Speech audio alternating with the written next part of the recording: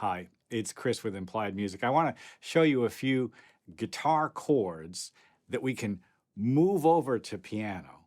Some guitar tricks, things that guitarists do naturally, easily, comfortably, which are a little bit different on piano and keyboard, but that sound terrific. Guitar has an advantage over piano. The common shapes that we use down here smoothly connect one to the other, and we're going to try to take advantage of knowing a little bit about the guitar to learn more about the piano.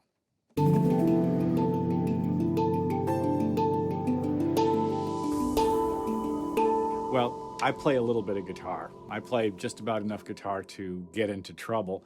And so I know some things about the instrument. For instance, this low string is an E, and then going on we have A, D, G, B, and E. And it looks like this. If I just kind of play it on the screen, you can see how it spreads out on.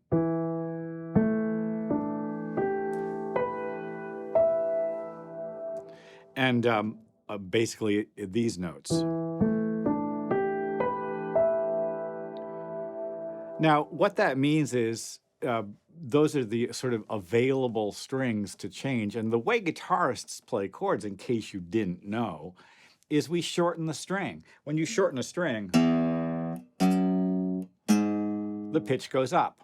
You could do a couple of other things. You could magically change the mass of the string, which is, I suppose, what we're doing when we change the length. Or you could change the tension. But it's a lot easier just to change the length of the string to get chords.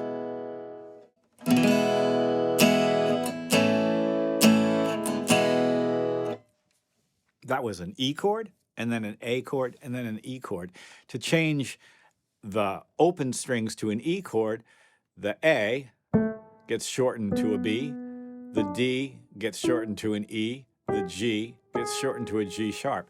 And you can see that E chord moves rather smoothly to the A chord. The E stays the same, the A goes back down, we get a C sharp, the G becomes A, and so we get something that is pretty powerful, and it goes from basically this to this.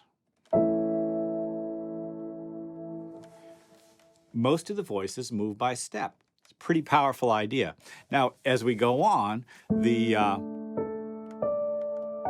D chord has the sharp on the top. It's a beautiful sound. Looks like this on guitar. And then the G chord, there are a couple of possibilities. And sometimes we do like this. And then the C chord also has possibilities. My point is that each of these has a shape that moves smoothly from one to the other. It's well voiced. Of course, it's not just about the voice leading. Guitarists have unique patterns that they use. For instance, something really simple like this C chord and going to this G chord. Now, it wouldn't be unusual to do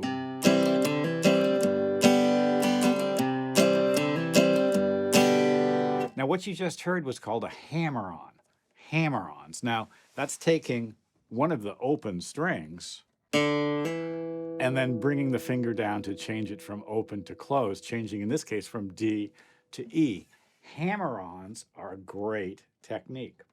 All right, let me show you what I mean. So in this case, what I did was super simple. I went, can you see the D going up to the E in that chord? In fact, that's actually called a Floyd riff in country music, and you can do it anywhere you'd like. I'm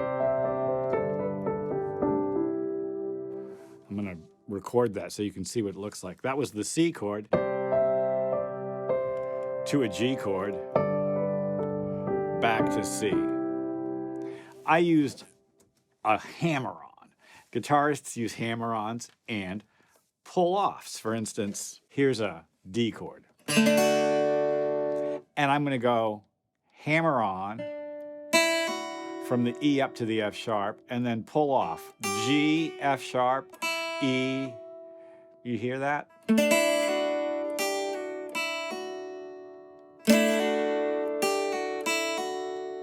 So that's a beautiful sound, and it's an easy figuration on guitar, something that people do all the time. What does it look like on piano? Well, like so.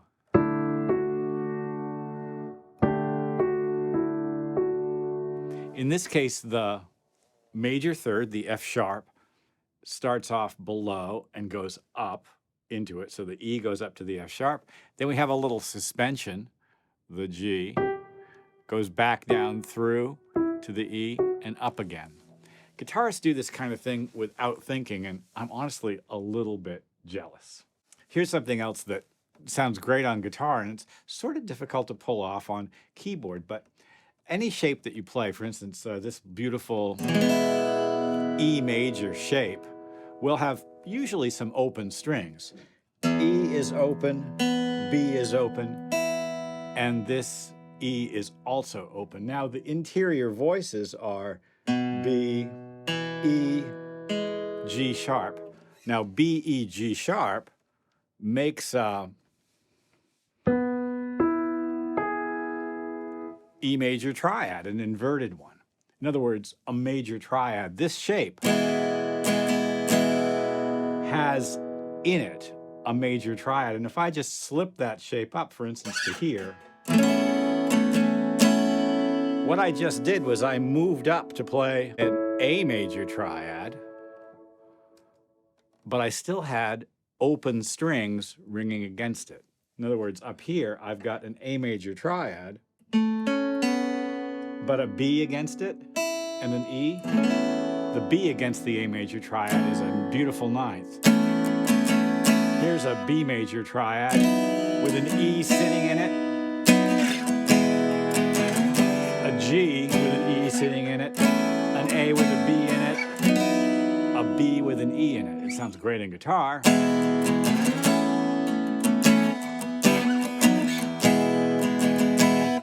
But how might it work on keyboard? Okay, here's the B and the E on the top, and underneath it, an E chord, an A chord, a B chord,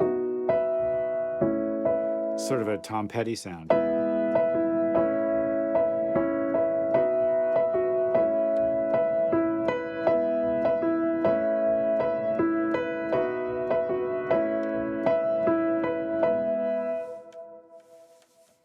I love that sound. We're doing something that's really kind of guitaristic on the piano, on the keyboard. It could be any sound, couldn't it?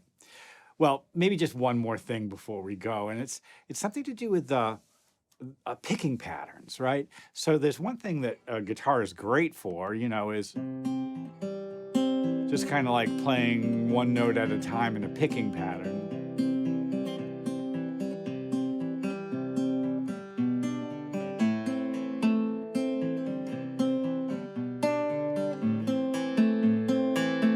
Now the pattern in the right hand, it just doesn't change. It's just kind of like first this string, then that one. And that particular pattern is a version of Travis picking called outside, inside. And I'm always going to go to the same strings, just change the shape in my left hand, and I get a different chord. It's kind of a G chord and then an A minor. We can use that trick on keyboard as well. We just have to be kind of crafty. So let's just figure out our shapes. So let's do a C chord here, a G chord here, and a A minor chord there. What that means now is I've just got to translate my outside-inside pattern to those shapes. Outside, inside, outside, inside, outside, inside. Outside, inside, outside, inside, outside, inside. Little clam there on a G. You get it? It's so simple and so kind of like beautiful, right? It's a way to create the impression of the sort of lovely, the sort of like elegance and simplicity of guitar parts, but you know, on the keyboard, there's probably a few other things to think about as well. Well, there's things that a guitar can do that a keyboard can't, or can only fake, like bends and stuff like that. But just the nature of the instrument itself, the nature of the guitar, has built into it some like beautiful solutions to common musical problems, problems like voice leading and sort of just arrangement of notes in a way that just works and sounds great for us. Well, I hope this has been useful. Like and subscribe, ding the bell. You'll be notified when I do my videos. I'll see you next time.